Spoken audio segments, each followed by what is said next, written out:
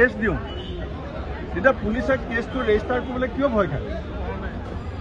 অসম পুলিচৰ দৰমহা বাষ্পীভৱনৰ পৰা হয় নেকি? নে অসম পুলিচৰ দৰমহা অসমৰ ৰাইজৰ পইচাৰে হয়? এই কথা অসম পুলিচেও স্পষ্ট কৰিব লাগে যে তেওঁলোকে বিজেপিৰ পুলিচ নে অসমৰ পুলিচ। অসম পুলিচৰ খাকী পোছাকত ইতিমধ্যে নগাঁৱৰ চামগুৰিত বিজেপিৰ গুণ্ডাই বুট জোতা দি পেলাই লাট মাৰিছে। বুট জোতা পিন্ধি খাকী পোছাকত দিন দুপৰত লাট মৰা গুণ্ডাক পুলিচে ধৰিবলৈ সাহস নাই আৰু কোনো নটিচ নাই, কোনো চাৰ্চ ৱাৰেণ্ট নাই। আৰু কাৰ কথা কৈছে? মানৱ ডেকা 2024 চনৰ 23 আগষ্ট আছাম ট্ৰিবিউন আপোনালোকে পঢ়িব। 2024 চনৰ 23 আগষ্ট আছাম ট্ৰিবিউনত আপোনালোকে পঢ়িব। মই আপোনালোক কপিটো দি দিম। ADR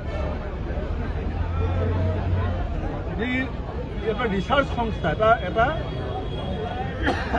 আমাৰ ৰাজনীতিকসকলৰ চৰিত্ৰ সম্পৰ্কত গৱেষণা কৰা এটা সংস্থা ADR।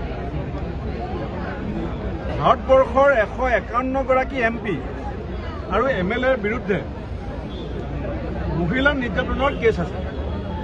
এইটো মোৰ ৰিপৰ্ট নহয়, আছাম ট্ৰিবিউনত আহিছিলে ADRৰ ৰিপৰ্টটো।